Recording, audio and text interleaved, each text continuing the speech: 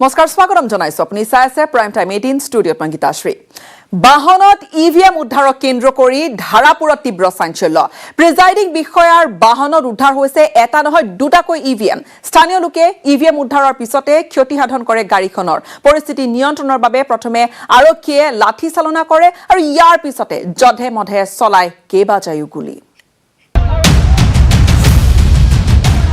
বাহনত EVM machine উদ্ধাৰক লৈ ধাৰাপুৰত চাঞ্চল্য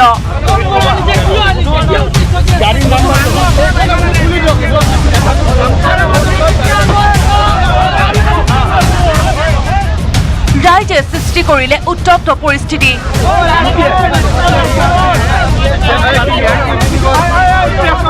ভাঙিলে ইভিএম অনা বাহন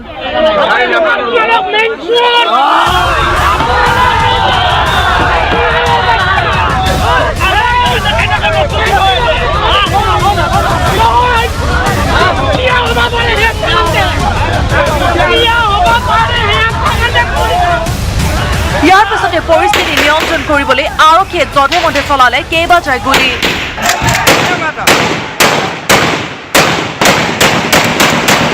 গুলী চালনা পূৰ্বে কৰে লাঠি চালনা এই লাঠি চালনাত আহত হয় কেইবাজনো লোক কমাৰ্চিয়েল গাড়ীত এজন অফিচাৰে এতিয়া আহিলে গাড়ীখনৰ নম্বৰ বৰ্তমান মনত নাই আমাৰ ৰাইজে ধৰিছে গাড়ীখন ধৰিছে আহিলে অহাৰ পিছত অফিচাৰ এজন আছে আমাৰ স্থানীয় লোকে সোধা পোছা কৰাৰ পিছত তেখেতসকলে ক'লে যে এইকেইটা ইভিএম বেয়া ইভিএম বা স্পিয়াৰ ইভিএম গতিকে ইমানকেইটা ইভিএম ইলেকশ্যনৰ শেষ মুহূৰ্তত ভোটদান শেষ হোৱাৰ সময়ত কিয় আহিব লাগিছিলে ৰাতিপুৱাই আহিব লাগিছিলে পশ্চিম গুৱাহাটী সমষ্টিৰ ধাৰাপুৰ মজলী প্ৰাথমিক বিদ্যালয় ভোট কেন্দ্ৰত ভোটগ্ৰহণ সম্পন্ন হোৱাৰ পাছতে প্ৰিজাইডিং বিষয়াৰ বাহনত দুটাকৈ ইভিএম প্ৰত্যক্ষ কৰিছিল স্থানীয় লোকে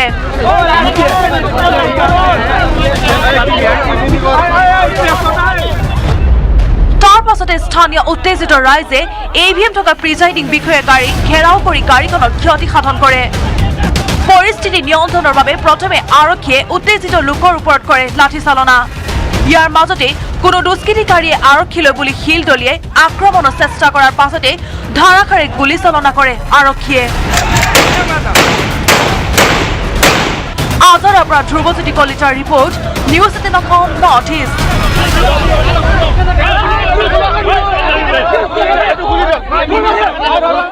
আন কিছু খবৰ মাজলৈ আগবাঢ়িম গুৰুতৰভাৱে অসুস্থ হৈ পৰিছে প্ৰাক্তন মুখ্যমন্ত্ৰী ডাক্তৰ ভূমিধৰ বৰ্মন দিছপুৰ হাস্পতালত তেওঁ চিকিৎসাধীন হৈ আছে তেওঁ সংকটজনক অৱস্থাত বৰ্তমান চিকিৎসাধীন বুলি জানিব পৰা গৈছে ডাক্তৰ ভূমিধৰ বৰ্মনৰ স্বাস্থ্য এতিয়া অতি সংকটজনক হৈ পৰিছে শেহতীয়াকৈ নিউজ 18ক এই বিষয়ে জনাইছে দিছপুৰ হাস্পতালৰ কৰ্তৃপক্ষ বা চিকিৎসকে আৰু 20 দিন পূৰ্বে আচলতে প্ৰস্ৰাৱজনিত কাৰণত তেওঁক ভৰ্তি কৰোৱা হৈছিল দিছপুৰ হাস্পতালত তেওঁ চিকিৎসাধীন হ'বলগীয়া হৈছিল তেওঁ চিকিৎসাধীন হৈ আছে আৰু শেহতীয়াকৈ আমি জানিব পৰা মতে তেওঁৰ স্বাস্থ্যৰ অধিক অৱনতি ঘটিছে অধিক সংকটজনক হৈ পৰিছে তেওঁৰ স্বাস্থ্যৰ অৱস্থা গুৰুতৰভাৱে অসুস্থ হৈ আছে প্ৰাক্তন মুখ্যমন্ত্ৰী ডাক্তৰ ভূমিধৰ বৰ্মন দিছপুৰ হাস্পতালত তেওঁ চিকিৎসাধীন হৈ আছে বৰ্তমান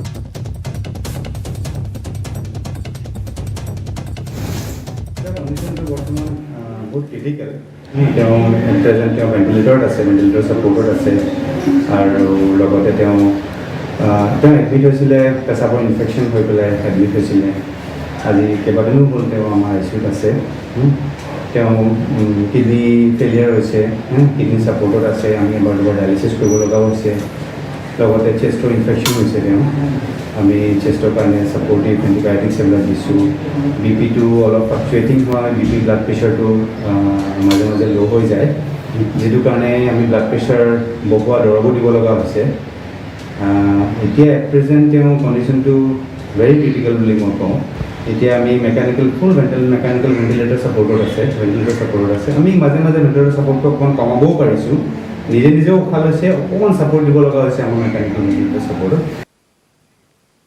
নিৰ্বাচনৰ পিছতে মা মালিনী থানত আঁঠু ললে বিত্তমন্ত্ৰী হিমন্ত বিশ্ব শৰ্মাই ধেমাজিৰ মা মালিনী থানত শৰাই আগবঢ়াই ৰাজ্যবাসীৰ মংগল কামনা কৰিলে মন্ত্ৰীগৰাকীয়ে ইপিনে মন্ত্ৰী হিমন্ত বিশ্ব শৰ্মাক সংগ দিয়া সাংসদ দিলীপ শইকীয়াৰ দাবী বিজেপিৰ মিত্ৰজোঁটে লাভ কৰিব 90খন আসন মন্দিৰে মন্ত্ৰী হিমন্ত বিশ্ব শৰ্মা ধেমাজিৰ অসম অৰুণাচলৰ সীমান্তৱৰ্তী লিকাবালি মা মালিনী থানত সেৱা ল'লে মন্ত্ৰী হিমন্ত বিশ্ব শৰ্মাই। মন্ত্ৰী হিমন্ত বিশ্ব শৰ্মাক সংগ দিলে সাংসদ দিলীপ শইকীয়াই। মঙলবাৰে অসম বিধানসভা নিৰ্বাচনৰ ভোটগ্ৰহণৰ অন্ত পৰিল। বিগত প্ৰায় ১.৫ মাহ ধৰি নিৰ্বাচনী প্ৰচাৰত ব্যস্ত থকা মন্ত্ৰী হিমন্ত বিশ্ব শৰ্মাই প্ৰচাৰৰ পিছৰে পৰাই সেৱা লৈছে ইখনৰ পিছত সিখন ধৰ্মীয় অনুষ্ঠানত। সোমবাৰে গুৰুজনাৰ জন্মস্থান বটদ্ৰৱা থান ভ্ৰমণ কৰিছিল হিমন্ত বিশ্ব শৰ্মাই। সেৱা লৈছিল বটদ্ৰৱা নামঘৰত। মঙলবাৰে মন্ত্ৰী হিমন্ত বিশ্ব শৰ্মাই পূজা আগবঢ়াইছিল নগাঁৱৰ ভেৰভেৰিত থকা মহামৃত্যুঞ্জয় মন্দিৰত। আৰু বুধবাৰে হিমন্ত বিশ্ব শৰ্মা পালেগৈ ধেমাজিৰ অসম অৰুণাচল সীমান্তৱৰ্তী লিকাবালিত। মা মালিনী থানত শৰাই আগবঢ়াই নিজৰ লগতে পৰিয়াল তথা ৰাজ্যবাসীৰ মংগল কামনা কৰি নৈবেদ্য আগবঢ়ালে মন্ত্ৰীগৰাকীয়ে। ধৰ্মীয় অনুষ্ঠানতো পিছে হিমন্ত বিশ্ব শৰ্মাক সংগ দিয়া সাংসদ তথা বিজেপিৰ ৰাষ্ট্ৰীয় সম্পাদক দিলীপ শইকীয়াই ক'লে বিজেপি মিত্ৰজোঁটে ৯০খন আসন লাভ কৰি গঠন কৰিব চৰকাৰ। কংগ্ৰেছৰ ৩০ৰ ওপৰত নাযায়, কংগ্ৰেছ মহাগঠবন্ধন আৰু আমি প্ৰায় 90+, ৯০খনৰ ওপৰত আমি আসন পাম। এয়া দিলীপ শইকীয়াৰ অংক। কিন্তু প্ৰচাৰ সামৰণিৰ পিছতে এনেদৰে মন্দিৰে মন্দিৰে সেৱা লৈ হিমন্ত বিশ্ব শৰ্মা যেন শৰণাপন্ন হৈছে নেদেখাজনৰ ওচৰত। ধেমাজিৰ পৰা মন বিকাশ বৰগোহাঁইৰ সহযোগত bureau report, news 18 Assam north east. চৰকাৰ গঠনৰ বাবে ১০০খন আসন নালাগে। চৰকাৰ গঠনৰ কৌশল আমিও জানো। নিশা আমিনগাঁৱৰ ষ্ট্ৰং ৰুমত উপস্থিত হৈ এই মন্তব্য কৰিছে হাজোৰ অসম জাতীয় পৰিষদৰ প্ৰাৰ্থী দুলু আহমেদে। কংগ্ৰেছো নহয়, বিজেপিও নহয়, চৰকাৰ গঠন কৰিব এজেপি ৰাইজৰ দল মিত্ৰ শক্তিয়ে। ঘোষণা হাজোৰ এজেপি প্ৰাৰ্থী দুলু আহমেদৰ। যেহেতু ব্যবধান মই আপোনালোকক ক'লো ৫০,০০০, তাতে প্ৰায় ১,৪২,০০০ ভোট পুলিং হৈছে আজি। ভোট গ্ৰহণৰ পিছতে মন্ত্ৰী হিমন্তই ঘোষণা কৰিছিল আগতকৈও বেছি আসন পাই জিকিব বিজেপি। যোৱাবাৰ আমি 84 সিট পাইছিলোঁ, যোৱাবাৰতকৈ আমি বেছি সিট। দুলুৰ দাবী এইবাৰ বিজেপিৰ ৱেভ নাই। হিমন্তই 100+ৰ গেৰাণ্টি দি 70লৈ নামে। পিছে সিমানো নাপায়। বিজেপিয়ে হাজোত ৩০,০০০ ভোটহে পাব। বিজেপিৰ সেই যোৱাবাৰ যিটো ৱেভ আছিল সেই বিজেপি নাই। বিজেপি ভোট পাব এইবাৰ খুব বেছিতকৈ বেছি ৩০,০০০। আনহাতে বিৰোধী মহাজোঁটৰ ওপৰতো আক্ৰমণ কৰি দুলু আহমেদৰ মন্তব্য, কি মিত্ৰজোঁট কি মহাজোঁট, এইবাৰ ৰাইজে সকলোকে প্ৰত্যাখ্যান কৰিছে। উত্তৰ গুৱাহাটীৰ পৰা Rantu Baishya, news 18 Assam north east. নিৰ্বাচনৰ অন্তিম দিনাও অব্যাহত নিৰ্বাচনী হিংসা। ৰাজ্যৰ কেইবা ঠাইতো সংঘটিত হৈছে এনে কেইবাটাও বিক্ষিপ্ত ঘটনা।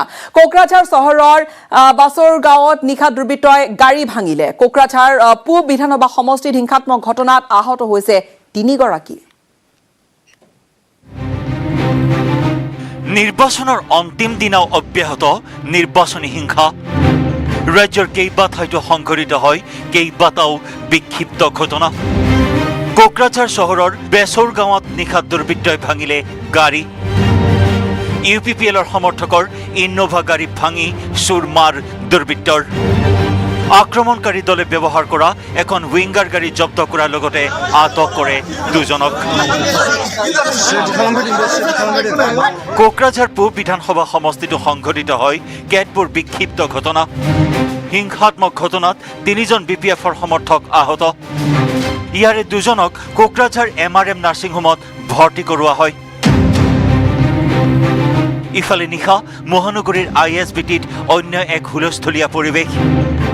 ভোট গ্ৰহণৰ দায়িত্বত নিয়োজিত বিষয়া কৰ্মচাৰীক যাবলৈ গাড়ী যোগান নধৰাৰ অভিযোগ।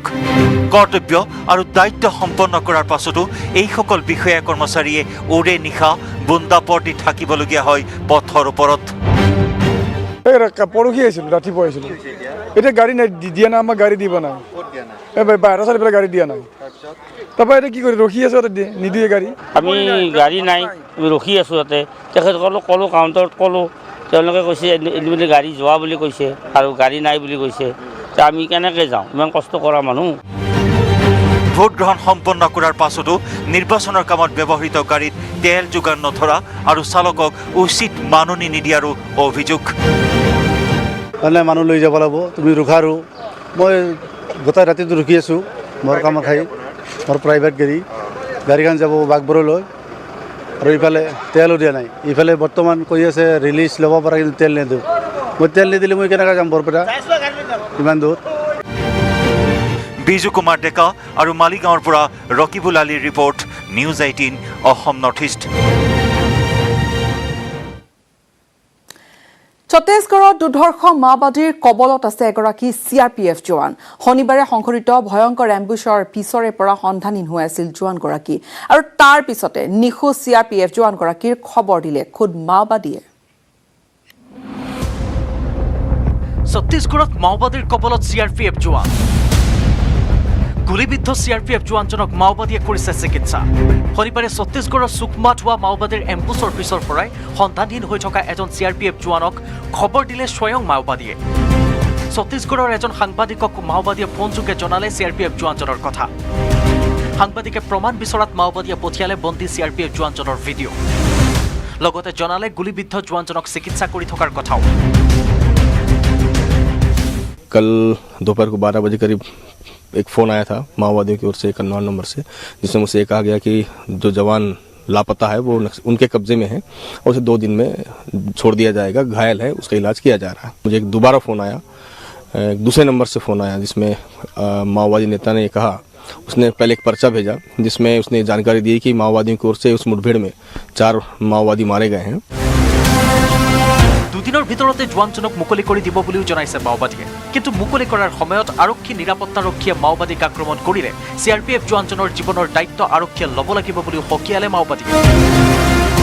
जवान को रिहा तो करेंगे, पर बीच में अगर जवान कोई नुकसान होता है उसकी जिम्मेदारी हमारी नहीं होगी, और इसकी जिम्मेदारी IG का नाम लेते हुए उन्होंने कहा कि IG को इस चीज़ को करना पड़ेगा कि ऐसा कोई घटना नहीं होगा, क्योंकि जवान सुरक्षित है, उसे हम रिहा करेंगे, परंतु एक टीम ऐसी बने जो जवान को सकुशल पुलिस तक या सरकार तक पहुंचा दे। News desk, news 18 Assam north east. খবৰ ধাৰা আমি অব্যাহত ৰাখিম সময়ত আছমু বিৰতিৰ। স্বাগতম জনাইছো। নিৰ্বাচন সুকলমে পাৰ হ'ল। এতিয়া সকলোৰে মনত প্ৰশ্ন এটাই, চৰকাৰ হ'ব কাৰ? বিজেপিৰ মিছন 100+ নামিল -100লৈ। পিছে বিৰোধী মহাজোঁটৰ দাবী যে 100+ আসনেৰে মহাজোঁটে গঠন কৰিব এইবাৰ চৰকাৰ। একেটা দাবীত অটল ৰিপুণ বৰা আৰু অজিত ভূঞা। 100+ৰ পৰা -100লৈ নামিল বিজেপি। আমি 90+, 90খনৰ ওপৰত আমি এখন পাম। First phase we will get around 40 seats. Second phase we will get around 25 seats. Today we will get around 22 seats. পিছে 100+ৰ সপোনত বিপুৰ ৰিপুণ বৰা। ৰাজ্যত হৈ যোৱা 3টা পৰ্যায়ৰ নিৰ্বাচনত কংগ্ৰেছ মহাজোঁটে 100ৰো অধিক আসন লাভ কৰিব বুলি দাবী ৰিপুণ বৰা। আমি বিগিনিঙৰ পৰা কৈ আছোঁ, ফ্ৰম দি ডে ওৱান কৈছোঁ যে আমি মহাজোঁটে 101 বিজেপিতকৈ 101খন হ'লেও আমি বেছি পাম। ডে ওৱান কৈ আছোঁ, আজিও পাম, কালিলৈও পাম, আৰু ৰিজাল্টত আপোনালোকে পাম। মহাজোঁটে চৰকাৰ গঠন কৰিব বুলি আশা পালি আছে আঞ্চলিক গণমৰ্চায়ো। মহাজোঁটৰ চৰকাৰ হোৱাটো খাটাং।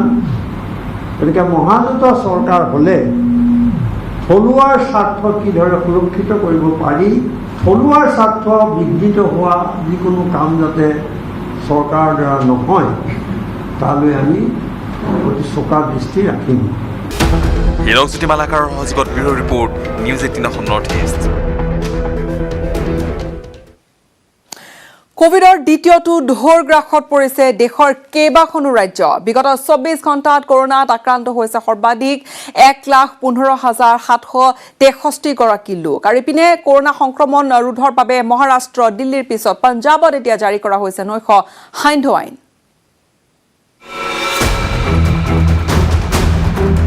দেশত এদিনত 1 লক্ষাধিক কৰোনাত আক্ৰান্ত।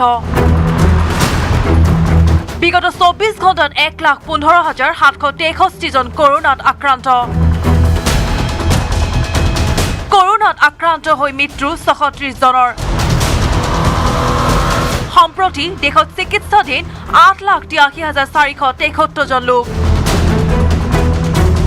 বিগত বৰ্ষৰ দৰে এইবাৰো দেশত ভয়াৱহ হাৰত বৃদ্ধি কৰোনা আক্ৰান্তৰ সংখ্যা। বিগত বৰ্ষত এদিনতে আক্ৰান্ত হোৱা সৰ্বোচ্চ সংখ্যা অতিক্ৰম কৰিলে মঙলবাৰৰ দিনটোত। 24 ঘণ্টাত 1,15,763 জন কৰোনাত আক্ৰান্ত হোৱাৰ বিপৰীতে মৃত্যু 36 জনৰ। সৰ্বাধিক কৰোনাত আক্ৰান্ত হোৱা 5 ৰাজ্য ক্ৰমে মহাৰাষ্ট্ৰ, দিল্লী, ছত্তীশগড়, কৰ্ণাটক আৰু উত্তৰ প্ৰদেশ। মহাৰাষ্ট্ৰত এদিনতে কৰোনাত আক্ৰান্ত হৈছে 55,000। মুম্বাইত চিকিৎসালয়সমূহত ৰোগীৰ বিচনাৰ অভাৱৰ বাবে এক হাহাকাৰ পৰিস্থিতিৰ সৃষ্টি। ইফালে পুনেত ভেকচিন তথা ভেণ্টিলেশ্যন কক্ষৰ অভাৱত ৰোগীৰ হাহাকাৰ। ছত্তীশগড়তো দৈনিক ভয়াৱহ হাৰত বৃদ্ধি পাইছে কৰোনা আক্ৰান্তৰ সংখ্যা। দিল্লীত চলিত বৰ্ষৰ সৰ্বাধিক আক্ৰান্ত হৈছে মঙলবাৰৰ দিনটোত। 24 ঘণ্টাত আক্ৰান্ত হৈছে 5,100 জন। দিল্লীত 30 এপ্ৰিললৈ নৈশ সান্ধ্য আইন জাৰি চৰকাৰৰ।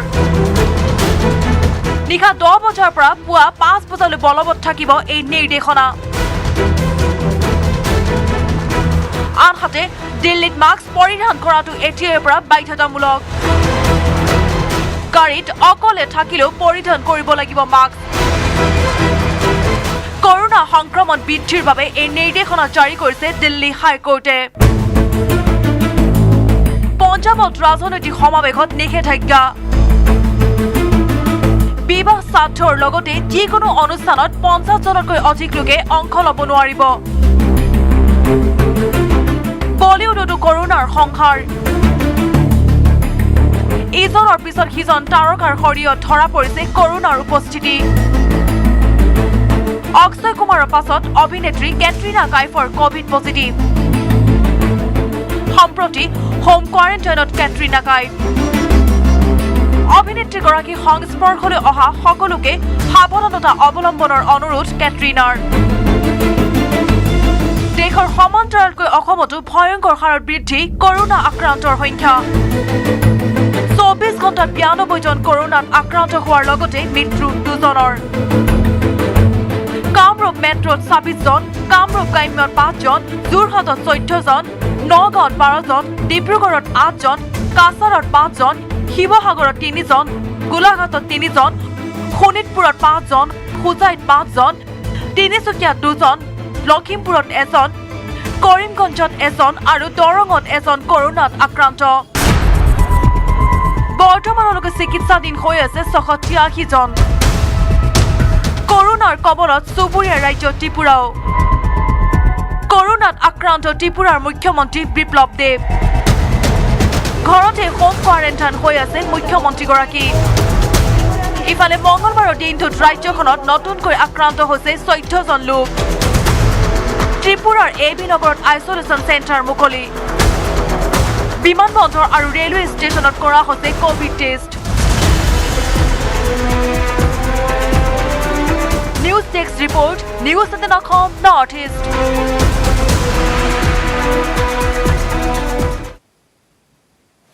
সময় এইখিনিতে আন এটা বাণিজ্যিক বিৰতিৰ।